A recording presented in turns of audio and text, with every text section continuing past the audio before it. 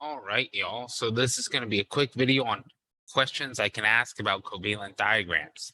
So the main thing is that in most of these questions, you won't usually be getting this diagram already drawn out for you. Instead, you'll be getting just a list of atoms like hydrogen, carbon, and nitrogen, and you will have to then draw the diagram.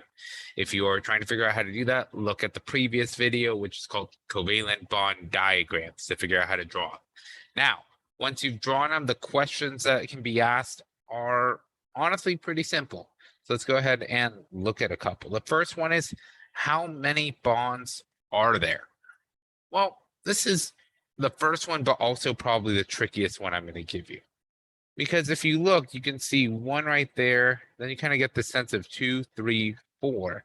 In your first thought, there's gonna be 4 bonds. But unfortunately, that's wrong. There are actually 2 bonds. Because what we have to be careful about is that while we have a bond right here, this is one bond. This is also considered one bond. When they're shared with the same atom, it is actually one individual bond. So if we go ahead and do a quick look at our oxygen example, this is also one bond. The only difference is we kind of have different names for them. So this is actually going to be called a single covalent bond. And this one over here is going to be a triple covalent bond. So the first question and the hardest one is going to be just asking the bonds. When you have 3 with the same element, that is a triple covalent bond. So in this diagram, we have one single bond and one triple bond. Furthermore, with our oxygen right here, you can probably guess now that this is actually called a double covalent bond. So now that I've gotten that trick question out of the way, let's go to some simpler ones. So the second question we could ask is, how many electrons are being shared between carbon and nitrogen? So if we're looking at carbon and nitrogen specifically, and I'm going to go ahead and just start erasing some stuff so that we can clear up our space. Well, that just means we're looking at this section right here. And we can see that we have 3 lines for a triple bond. Now, if we move back up to our rules, we said that each line represents one covalent bond, and one covalent bond has 2 shared electrons.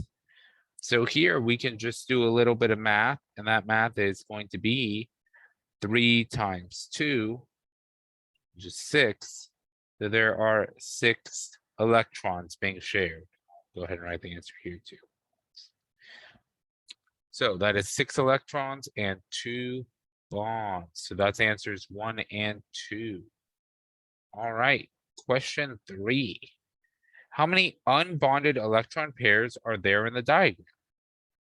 Well, all we have to do is look for pairs of electrons that aren't in a bond. And guess what? I see one right there. This is just going to be one unbonded pair. Pretty simple.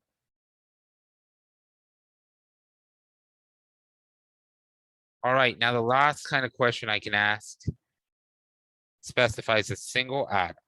So now I'm asking, how many bonds is the central atom making? So this gets hard because instead of looking at the whole diagram, instead of looking at the entirety of the diagram, we are only looking at the central atom. But fortunately for us, everything's connected to it. So now I'm looking at one bond. And as we discussed in the first one, this is another bond, a single, this is one triple covalent bond.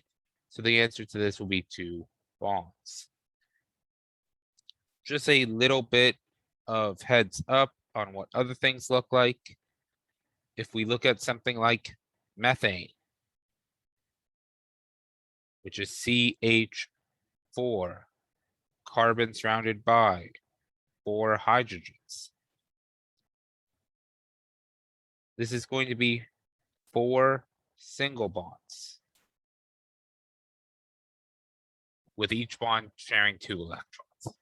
So if you have some other questions, please go ahead and let me know. Otherwise, hopefully this helps, and I'll see you all in school.